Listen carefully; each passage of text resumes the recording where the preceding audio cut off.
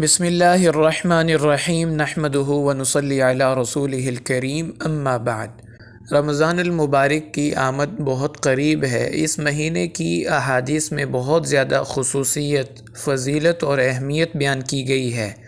ان میں سے چند احادیث کا تذکرہ آج آپ کے سامنے کیا جائے گا تاکہ ہمیں بھی رمضان المبارک کی قدر و قیمت معلوم ہو اور ہم ان ایام کو قیمتی بنانے کی ابھی سے فکر اور کوشش کریں۔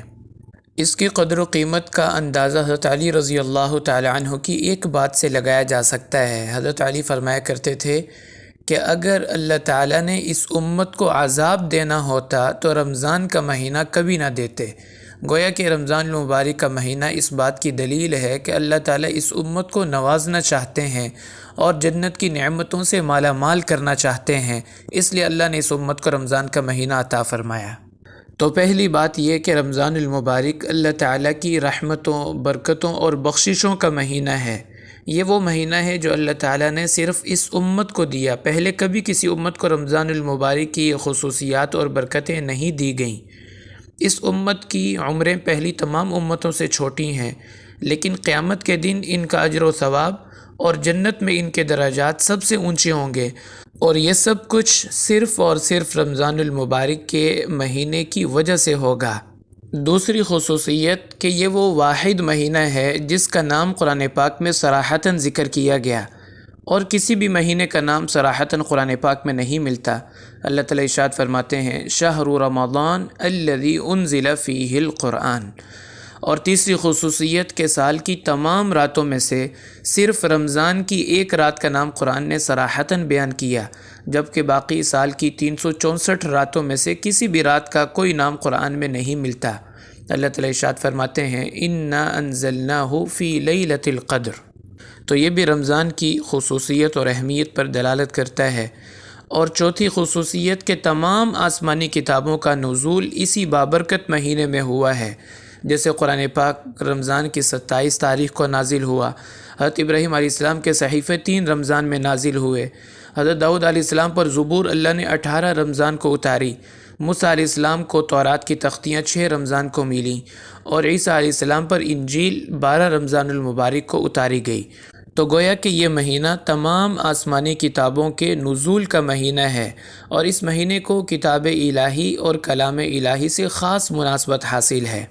یہی وجہ ہے کہ سال کے 11 مہینوں میں اتنی قرآن کی تلاوت نہیں ہوتی جتنی اس ایک مہینے میں قرآن پاک کی تلاوت کی جاتی ہے۔ پانچویں بات جس سے ہمیں اس مہینے کی اہمیت کا بخوبی اندازہ ہوتا ہے کہ آپ صلی اللہ علیہ وسلم نے حضرت جبرائیل علیہ السلام کی بددعا پر آمین کہی، اس شخص کے لیے جس کو اللہ تعالیٰ نے رمضان المبارک کی نعمت عطا فرمائی اور اس میں وہ اپنے گناہوں کی مغفرت کروا کے جنت کا حقدار نہ بن سکا۔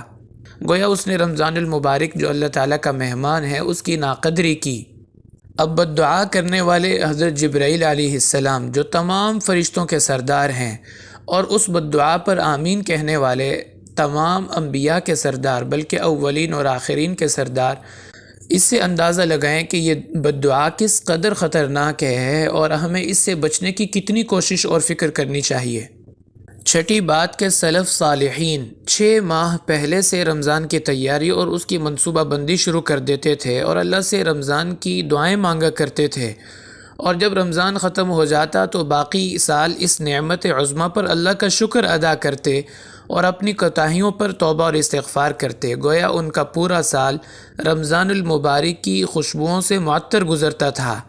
2 ماہ پہلے تو آپ صلی اللہ علیہ وسلم نے بھی امت کو رمضان کی دعائیں مانگنے کا فرمایا ہے، اور خود بھی آپ اہتمام سے یہ دعا مانگا کرتے تھے اللہم بارک لنا فی رجب و شعبان وبلغنا رمضان۔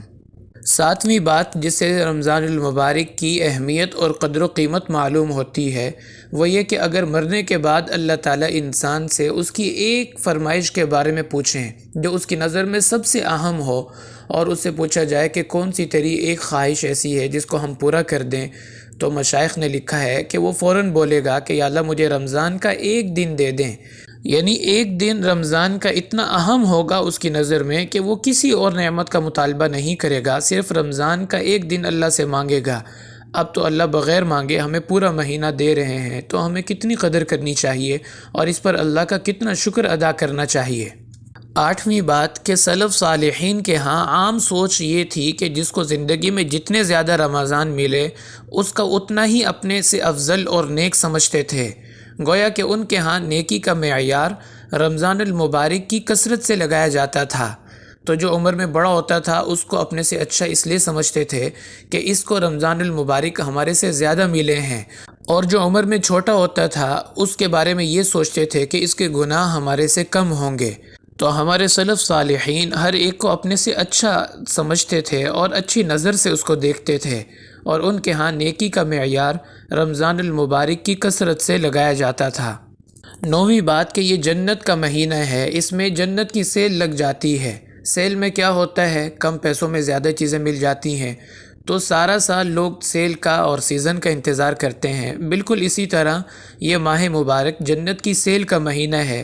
ایک عمل پر 70 کا اجر ملے گا اور نفل پر فرض کا اجر ملے گا، تو جنت کمانے کا اس سے اچھا اور کوئی وقت ہو ہی نہیں سکتا۔ اس میں اللہ تعالیٰ نے جنت کو اتنا سستا اور آسان کر دیا ہے اپنے بندوں کے لیے۔ 10ویں بات کہ یہ جہنم سے نجات کا مہینہ ہے۔ حدیث شریف میں آتا ہے کہ جس نے ایمان اور احتساب کے ساتھ روزہ رکھا اس کے تمام گناہ معاف کر دیے جاتے ہیں، اور ایک روایت میں فرمایا کہ جس نے تراویح پڑھی ایمان اور احتساب کے ساتھ، یعنی ثواب اور اجر کی نیت کے ساتھ، اس کے تمام زندگی کے گناہوں کو اللہ معاف فرما دیتے ہیں، اور لیلۃ القدر میں جس نے قیام فرمایا اس کی ساری زندگی کے گناہ معاف کر دیے جاتے ہیں۔ تو گویا کہ یہ معافی کا، جہنم سے نجات کا مہینہ ہے۔ اور ایک روایت میں فرمایا کہ روزانہ افطاری کے وقت اللہ 10 لاکھ لوگوں کی مغفرت کا اعلان فرماتے ہیں، اور رمضان کے آخری دن ان تمام لوگوں کی تعداد کے برابر مغفرت کی جاتی ہے۔ تو گویا کہ یہ جہنم سے خلاصی کا، نجات کا مہینہ ہے، اور جنت کو حاصل کرنے کا، کمانے کا، پانے کا مہینہ ہے۔ 11ویں بات کہ یہ دعاؤں کی قبولیت کا مہینہ ہے۔ افطاری کے وقت روزے دار کی دعا رد نہیں کی جاتی، اور حدیث شریف میں آتا ہے کہ ہر مسلمان کی ایک دعا دن میں اور ایک دعا رات میں اللہ ضرور قبول فرماتے ہیں، اور تمام مخلوقات کو اس کے لیے دعائیں مانگنے پر لگا دیا جاتا ہے۔ بلکہ ایک روایت میں تو یہاں تک آیا کہ اللہ تعالیٰ تمام مخلوقات کو روزے داروں کی دعاؤں پر آمین کہنے کا حکم دے دیتے ہیں۔ تو اگر حدیث شریف کے مطابق ہر مسلمان کی ایک دعا دن میں اور ایک دعا رات میں اللہ ضرور قبول فرماتے ہیں تو 60 دعائیں ہو گئیں۔ اب آپ سوچیں کہ اگر ہماری 60 دعائیں قبول ہو جائیں تو ہماری تو دنیا بھی بن گئی، آخرت بھی بن گئی، لیکن ہم مانگنے والے تو بنے، لینے والے تو بنے۔ اللہ تعالیٰ کے خزانے، اللہ کی رحمتیں تو دینے کے لیے تیار ہیں، بلکہ یوں کہیے کہ بے تاب ہیں۔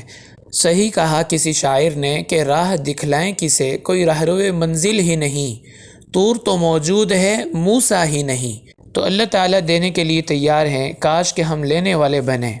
12ویں بات کہ اللہ تعالیٰ انسان کے تمام دشمنوں کو، شیاطین کو قید کر دیتے ہیں تاکہ وہ اس امت کے روزے داروں کے روزوں کو، ان کی عبادات کو خراب نہ کریں۔ گویا کہ اللہ تعالیٰ ہمیں بغیر کسی مقابلے کے جتوانا چاہتے ہیں۔ تو ہمارے جتنے بھی مد مقابل ہیں جو عبادات میں رکاوٹ ڈالتے ہیں، خیالات کو برباد کرتے ہیں، وساوس کے ذریعے بہکانے کی کوشش کرتے ہیں، اللہ نے سب دشمنوں کو بند کر دیا، سب مخالفین کو قید کر دیا، تاکہ یہ لوگ جی بھر کے عبادت کریں اور کوئی ان کے راستے میں رکاوٹ ڈالنے والا نہ ہو۔ تو اللہ تعالیٰ نے رمضان المبارک دینے میں ہمیں کوئی کمی نہیں چھوڑی، کاش ہم اس کو اچھا گزارنے میں بھی کوئی کمی نہ چھوڑیں۔ اللہ تعالیٰ ہمیں رمضان المبارک کی قدردانی اور اس کی اہمیت سمجھنے کی اور پھر اس کو قیمتی بنانے کی توفیق عطا فرمائے۔ وآخر دعوانا ان الحمد للہ رب العالمین۔